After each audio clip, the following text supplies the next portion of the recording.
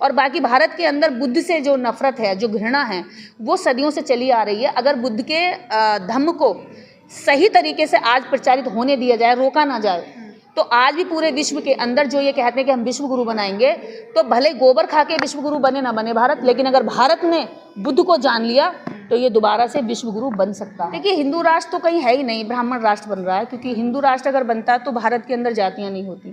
अगर हिंदू राष्ट्र बनता तो भारत के अंदर जातियों के नाम पर जो शोषण होता है वो कब का खत्म कर दिया गया होता। और अगर हिंदू नाम का झुंझुना देकर ब्राह्मण राष्ट्र बनाया जा रहा है, आप देखेंगे जो पूरा परिसर है उसका जो मुख्य मूर्ति है जो बुद्धा की, उसके जस्ट बाहर जब निकलते हैं तो राइट साइड में 5 मूर्तियां स्थापित की गई हैं। जब मैं आज से 10 साल पहले वहाँ गई थी तो मैं देखकर चौंक गई, और जब हम उसके अंदर भी एंटर हुए तो उन्होंने सिंदूर डाल रखा है, उसको चुनरी पहना रखी है, और हमने पूछा उनसे कि आप ये क्या है? बुद्धा तो सामने है और सब वहाँ के दर्शन कर रहे हैं, ये साइड में क्या है? जबकि उनको वहाँ ना कोई दर्शन कर रहा है ना कोई पूछ रहा है, लेकिन हमारे मन में जिज्ञासा हुई कि पूछा जाए आखिर ऐसा क्यों। तो उन्होंने कहा कि ये 5 पांडव। तो निर्देश जी ये बताइए कि वहाँ जो आंदोलन हो रहा है आज का नहीं है, वो जब से कानून बना है तब से आंदोलन हो रहा है, कि कुछ हो नहीं पाया अभी तक, तो अब क्या होगा? देखिए, इसके पीछे कारण है कि जो आंदोलन चला था 2-4 साल शुरू में चला, उसके बाद में क्या जो उसके मेंबर हैं वो सरकार ने उस विचारधारा के मेंबर चुन लिए जो बुद्धिज़्म को नष्ट करना चाहते हैं। यानी जिस ब्राह्मणवाद के खिलाफ हमेशा, या जो ब्राह्मणवाद बुद्धिज़्म विचारधारा यानी साइंटिफिक विचारधारा के खिलाफ में रहा, वही लोग उस टेम्पल के मेंबर हैं, अध्यक्ष हैं। जबकि ऐसा पूरे भारत में, पूरी दुनिया में किसी चर्च का जो पादरी है वो कोई अन्य जैनी या कोई मुस्लिम नहीं हो सकता। किसी मस्जिद का मौलाना, अगर आप कहें कि कोई पुजारी को मौलाना घोषित कर दिया जाए, तो ऐसा भी स्वीकार मुस्लिम भी नहीं कर सकता।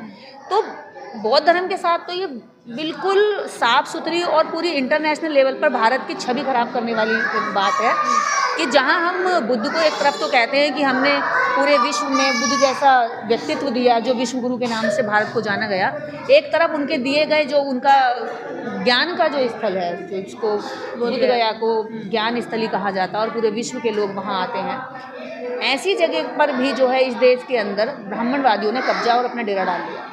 आप देखेंगे जो पूरा परिसर है उसका जो मुख्य मूर्ति है जो बुद्धा की, उसके जस्ट बाहर जब निकलते हैं तो राइट साइड में 5 मूर्तियां स्थापित की गई हैं। जब मैं आज से 10 साल पहले वहाँ गई थी तो मैं देखकर चौंक गई, और जब हम उसके अंदर भी एंटर हुए तो उन्होंने सिंदूर डाल रखा है, उसको चुनरी पहना रखी है, और हमने पूछा उनसे कि आप ये क्या है? बुद्धा तो सामने है और सब वहाँ के दर्शन कर रहे हैं, ये साइड में क्या है? जबकि उनको वहाँ ना कोई दर्शन कर रहा है ना कोई पूछ रहा है, लेकिन हमारे मन में जिज्ञासा हुई कि पूछा जाए आखिर ऐसा क्यों।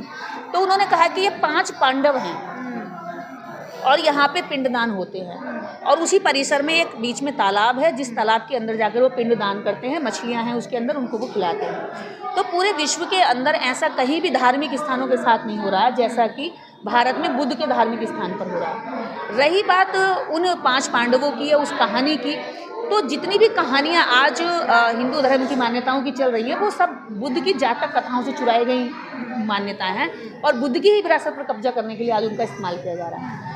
आज आप देखेंगे कि जो बौद्ध भिक्षु आंदोलन कर रहे हैं, बड़े स्तर पर आंदोलन चल रहा है, पूरे विश्व के लोग उसको देख रहे हैं, और पूरे भारत की बेइज्जती हो रही है कि देखिए आंदोलन करना पड़ रहा है। जहां भारत में बुद्ध के नाम से पूरे विश्व में सम्मान मिलता है भारत को, वहाँ पे बौद्ध भिक्षुओं को आंदोलन करना पड़ रहा है। दो दिन पहले बौद्ध भिक्षुओं को गाड़ियों में बोरियों की तरह भरा गया और उनको जो है डिटेन करके कहा गया कि आप आंदोलन नहीं कर सकते। जहाँ तो उनकी मांग उठाने भर से ही उनको न्याय मिल जाना चाहिए था, वहाँ वो न्याय की आंदोलन कर रहे हैं, शांतिपूर्ण तरीके से बैठे हैं। तो वहाँ पर कुछ पाखंडी टाइप के, ढोंगी टाइप के लोग हरे कृष्णा हरे रामा का जाप करते हुए वहाँ पे शोर मचा रहे हैं, उनको परेशान कर रहे हैं, उन पे हमला करने की कोशिश कर रहे हैं, अभद्रता कर रहे हैं, और वो शांतिपूर्ण तरीके से बैठे हैं। तो विश्व में जो शांति का संदेश दिया, उसी शांति को स्थापित करने के लिए, उसी शांति के साथ में बौद्ध भिक्षु आज भी आंदोलन कर रहे हैं, और अशांत लोग आज भी देश का माहौल अशांत बनाने के लिए। और सबसे बड़ा अतिक्रमण है वो है धन का। आप देखेंगे पूरे विश्व स्तर के लोग आते हैं यहाँ पे, हर विश्व की पूरे करेंसी आती है, और भारत के अंदर जो लोग आते हैं भारत में वो बुद्ध के नाम से आते हैं, और बुद्ध की ज्ञान स्थली को देखने आते हैं, उसकी जन्म स्थली को देखने आते हैं, जो जहाँ पे उनका परिनिर्वाण हुआ वो देखने आते हैं, है ना, उन सभी धार्मिक स्थलों को देखने आते हैं। तो वो दान भी देते हैं क्योंकि उनकी आस्था है। भारत की मिट्टी तक वो लोग लेकर जाते हैं, माथे से लगाते हैं, घर में ले जाते हैं, और थाईलैंड के तो जो भी राजा अगर परिनिर्वाण हो जाते हैं तो सारनाथ में एक ऐसा मंदिर बना हुआ है कि थाईलैंड के हर राजा की जो अस्थियां हैं, हाँ, उन अस्थियों को जो है वहाँ कलश में रखा जाता है सुरक्षित करके। तो आप सोचिए कि कितनी आस्था बुद्ध में उन लोगों की है। तो ऐसी स्थिति में बुद्ध की जो आस्था पूरा विश्व उनके ज्ञान की वजह से रखता है, लेकिन भारत के पोंगा पंडों ने उसको भी धन के रूप में देखा है। और जो ये बोध गया टेम्पल है, ये विश्व स्तरीय एक बड़ी अमाउंट हर दिन में आती है और वो उसके मेंबर बन करके उस अमाउंट को गटक रहे हैं, जो बुद्ध के प्रचार प्रसार में लगनी चाहिए, जो साइंटिफिक जो टेम्परामेंट है उसको बढ़ाने में, गरीबों का जो लगातार धर्म के नाम पर शोषण हो रहा है उसको खत्म करने पर लगनी चाहिए, बल्कि वो उसको अपने निजी जीवन को उपभोग करने में लगा रहे हैं। तो ऐसी स्थिति में ये बुद्धा टेम्पल आज़ाद होना चाहिए। जब किसी चर्च का पादरी कोई हिंदू नहीं हो सकता, किसी मस्जिद का मौलाना कोई हिंदू नहीं हो सकता, तो फिर बौद्धिस्ट मंदिर का जो मेंबर है और जो वहाँ के मुख्य लोग हैं वो किसी अन्य जाति के, अन्य लोग के क्यों हो सकते हैं। लगातार हिंदू राष्ट्र की बात होती है कि हिंदू राष्ट्र बन चुका है, बनने वाला है, तमाम बातें उठती हैं। हिंदू राष्ट्र नहीं, बौद्ध विहार का क्या अस्तित्व रह जाता है? देखिए, हिंदू राष्ट्र तो कहीं है ही नहीं, ब्राह्मण राष्ट्र बन रहा है, क्योंकि हिंदू राष्ट्र अगर बनता तो भारत के अंदर जातियां नहीं होती। अगर हिंदू राष्ट्र बनता तो भारत के अंदर जातियों के नाम पर जो शोषण होता है वो कब का खत्म कर दिया गया होता। और अगर हिंदू नाम का झुंझुना देकर ब्राह्मण राष्ट्र बनाया जा रहा है, अभी 2-3 दिन पुरानी घटना है, एक साध्वी है जो कथा कर रही है और उस कथा में कहा गया कि तुम कथा नहीं कर सकती क्योंकि तुम खटी यानी सोनकर समाज से आती हो और तुम जो है अनुसूचित समाज से आती हो। तो उसने कहा कि ज्ञान पटेल कुर्मी, हाँ, कुर्मी पटेल समाज से आती हो, तुम नहीं कर सकती, ओबीसी में आती है जाति, तो केवल ब्राह्मण कर सकता है। तो उसने कहा कि ज्ञान और पंडित और जो धर्म का प्रचार प्रसार है वो तो कोई भी जाति का व्यक्ति कर सकता है, इस पर किसी एक जाति का कॉपीराइट नहीं होना चाहिए। तो मैं तो धर्म का प्रचार कर रही हूँ और मेरी आज औकात दिखा दी गई कि मैं कुर्मी जाति से हूँ। तो अगर हिंदू राष्ट्र बन रहा होता तो केवल भागेश्वर धाम ही कथावाचक नहीं माना जाता, ये जो कुर्मी समाज की लड़की है ये भी कथावाचक के रूप में स्वीकार होती। अब आप कथा की बात कर रही हैं तो देवकीनंदन ठाकुर को जानती होंगी, वो कह रहे हैं कि हम वहाँ जाएंगे बोध गया और वहाँ श्रीमद् भागवत गीता भी करेंगे और वहाँ लोगों को बुलाएंगे, और वो क्योंकि राम से जुड़ा हुआ स्थान है उनका। ये ना आमना सामना करके विवाद करना चाहते हैं, झगड़ा चाहते हैं, और इस झगड़े में ये जो मूवमेंट चल रहा है सही मांग का, इसको भटकाने की कोशिश की जाएगी और ऐसे लोग अतिक्रमण करने के लिए जरूर पहुंचेंगे।